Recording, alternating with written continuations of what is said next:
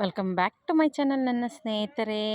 ಇವತ್ತೇನಪ್ಪ ಅಂದರೆ ಒಂದೊಳ್ಳೆ ಆಯುರ್ವೇದಿಕ್ ಗಿಡ ಕಂಡ್ರೆ ಇದು ನಮ್ಮ ಕಡೆ ಏನಂತ ಹೇಳ್ತಾರೆ ಅಂದರೆ ಚೌಡಂಗಿ ಸೊಪ್ಪು ಅಂತ ಹೇಳ್ತಾರೆ. ಎಸ್ಪೆಷಲಿ ಇದು ಈ ಪೈಲ್ಸಿಗೆ ಯೂಸ್ ಆಗೋವಂಥದ್ದು. ಈ ಪೈಲ್ಸ್ ಬಂದಿರೋರಿಗೆ, ಆಮೇಲೆ ಬರೋ ಅಂಥವ್ರು, ಸಿಮ್ಟಮ್ ಇರುತ್ತಲ್ಲ ಅಂಥವ್ರು ಯೂಸ್ ಮಾಡಿದ್ರೆ ತುಂಬ ಒಳ್ಳೆಯದು ಸ್ನೇಹಿತರೆ. ಇದರಲ್ಲಿ ತುಂಬ ವೆರೈಟೀಸ್ ರೆಸಿಪೀಸ್ ಮಾಡ್ತಾರೆ ಕಣ್ರಿ. ಈ ಕೂಟ್ ಥರ ಮಾಡ್ತಾರೆ, ಮತ್ತು ಪಲ್ಯ ಥರನೂ ಸಹ ಮಾಡ್ತಾರೆ. ಇದು ಪೈಲ್ಸ್, ಈ ಸೊಪ್ಪು ಯಾರಿಗೆಲ್ಲ ಪೈಲ್ಸ್ ಬರುತ್ತೆ ಅಂದರೆ ಈ ಹೀಟಿಂದು ಕೆಲಸ ಮಾಡ್ತಾ ಇರ್ತಾರೆ ನೋಡಿ, ಈ ಡ್ರೈವರು, ಆಮೇಲೆ ಟೈಲರು, ಆಮೇಲೆ ಹಾರ್ಡ್ವೇರ್ ಕಂಪ್ನೀಲಿ ಕೆಲಸ ಮಾಡೋದು, ಕಂಪ್ಯೂಟ್ರ್ ಮುಂದೆ ಕುತ್ಕೊಂಡು ಕೆಲಸ ಮಾಡೋದು, ಈ ಕುತ್ಕೊಂಡು ಕೆಲಸ ಯಾರು ಮಾಡ್ತಾರೋ ಅವ್ರಿಗೆಲ್ಲ ಈ ಪೈಲ್ಸಿನ ಸಮಸ್ಯೆ ತುಂಬಾ ಇರುತ್ತೆ ಕಣ್ರೆ. ಅಂಥವ್ರು ಈ ಸೊಪ್ಪನ್ನ ವಾರದಲ್ಲಿ 1 ಸಲ, ಇಲ್ಲಾಂದರೆ ಅಟ್ಲೀಸ್ಟ್ ನಿಮಗೆ ತಿಂಗಳಲ್ಲಂತೂ ಒಂದು 2-3 ಸಲ ಅಂತೂ ಯೂಸ್ ಮಾಡಬೇಕು ನೀವು. ಆವಾಗ ಈ ಪೈಲ್ಸು ಬೇಗ ಕಂಟ್ರೋಲಿಗೆ ಬರುತ್ತೆ ಕಣ್ರಿ.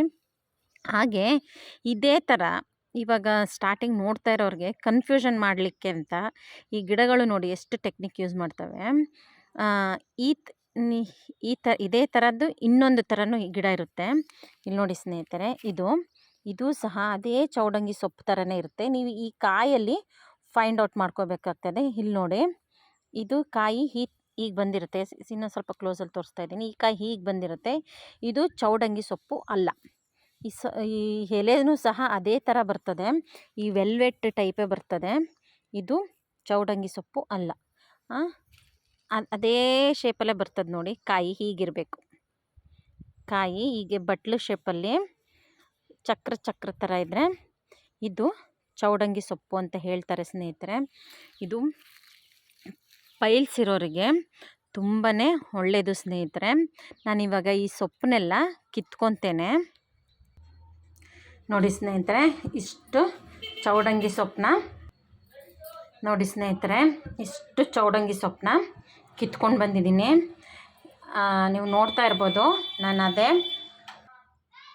ಸಾರಿ ಸ್ನೇಹಿತರೆ, ತುಂಬ ಡಿಸ್ಟರ್ಬೆನ್ಸ್ ಆಗ್ತಾಯಿದೆ ಕಣ್ರಿ. ಇಲ್ಲಿ ಹಾರನ್ ಸೌಂಡು ಅದೆಲ್ಲ ಬರ್ತಾಯಿದೆ. ಅದಕ್ಕೋಸ್ಕರ ನಾನು ಸ್ವಲ್ಪ ಹೊತ್ತು ಹೋಲ್ಡ್ ಮಾಡಿದ್ದೆ.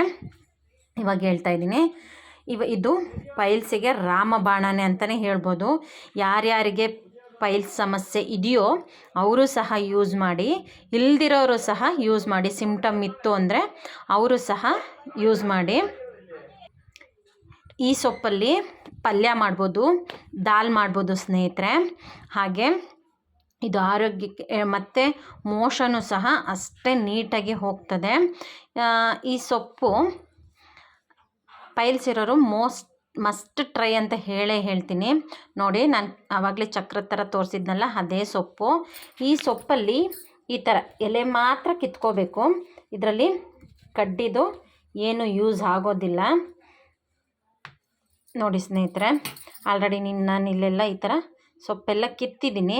ಇದರದ್ದು ಪಲ್ಯ ಹೇಗೆ ಮಾಡೋದು ಅಂತಲೂ ಸಹ ನಾನು ಒಂದು ನೆಕ್ಸ್ಟ್ ವೀಡಿಯೋದಲ್ಲಿ ಮಾಡಿ ಹಾಕ್ತೇನೆ. ಆಯಿತಾ ಸ್ನೇಹಿತರೆ? ಇದು ಹಳ್ಳಿಲಿ ಎಲ್ಲಿ ಬೇಕಲ್ಲಿ ಸಿಗ್ತದೆ.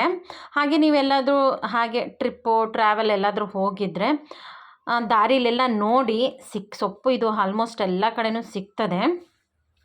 ಹಾಗೆ ಇದನ್ನು ದಾಲ್, ಕೂಟ್ ಮತ್ತು ಪಲ್ಯ ನಿಮಗೆ ಸೈಡ್ ಡಿಶ್ಶಾಗಿ ಮಾಡ್ಕೋಬೋದು. ಹಾಗೆ ಸಾನಿಧಿ ಸಿಂಪಲ್ ಅಡುಗೆ ಮನೆ ಚಾನಲ್ನ ಸಬ್ಸ್ಕ್ರೈಬ್ ಮಾಡ್ಕೊಳ್ಳಿ, ಲೈಕ್ ಮಾಡಿ, ಶೇರ್ ಮಾಡಿ. ಇದೇ ಥರ ಇಂಪ್ರೂವ್ಮೇಷನ್ಗೆ ಎಲ್ಲರಿಗೂ ಸಪೋರ್ಟ್ ಮಾಡ್ತಾಯಿರಿ. Thank you.